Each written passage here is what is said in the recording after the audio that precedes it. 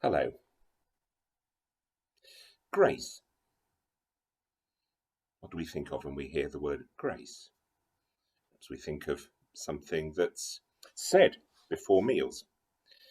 There's awkward moments in films when the guest doesn't realise that that's the host's practice. A bit like this.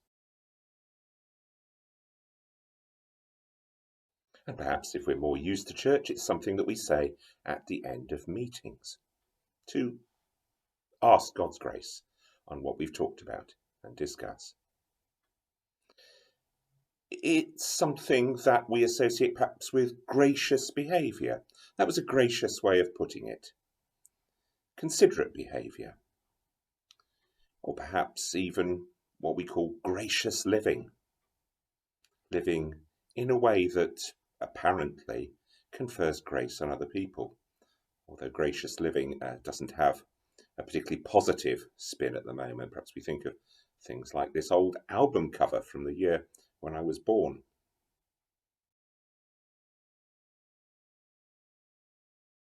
I don't remember it being anything like that, actually. But grace is a hard word. It's something that we don't necessarily deserve or something we've paid for. We say free, don't we? Gratis, gracious, and for nothing. Free, gratis, and for nothing. Grace is something that just comes to us and blesses us.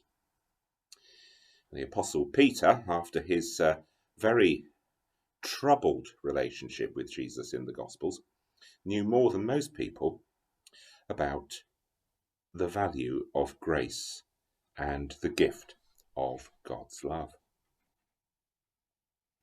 Over again and again, Peter messed things up. But in Jesus, he was accepted time and time again and given the grace to be the person he was meant to be. Even after Jesus' resurrection. He was a child of God, and because he was a child of God, he was set free to be gracious in return.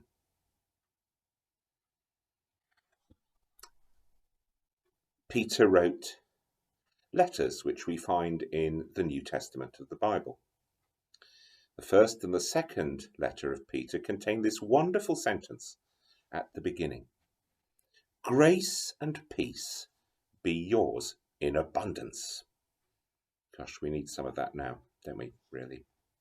Grace and peace be yours in abundance.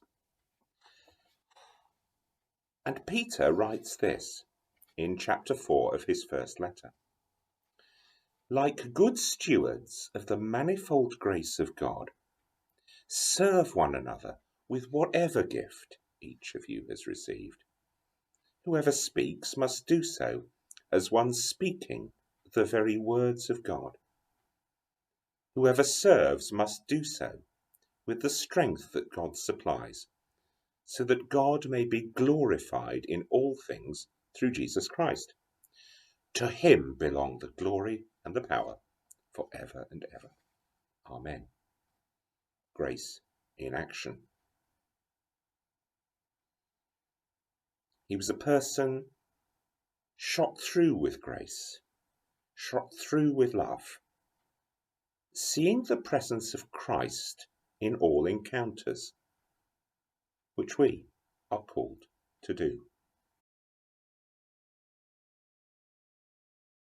I'm going to close with a well-known poem by the priest and poet Gerard Manley Hopkins.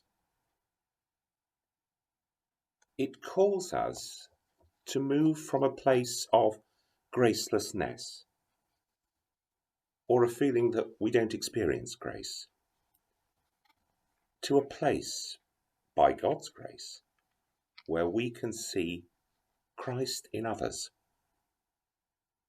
in the way that God can see Christ in us. As kingfishers catch fire, dragonflies draw flame. As tumbled over rim in roundy wells stones ring, like each tucked string tells, Each hung bell's bow swung finds tongue to fling out broad its name. Each mortal thing does one thing and the same, deals out that being indoors each one dwells. Selves goes itself, myself, it speaks and spells, crying, what I do is me, for that I came.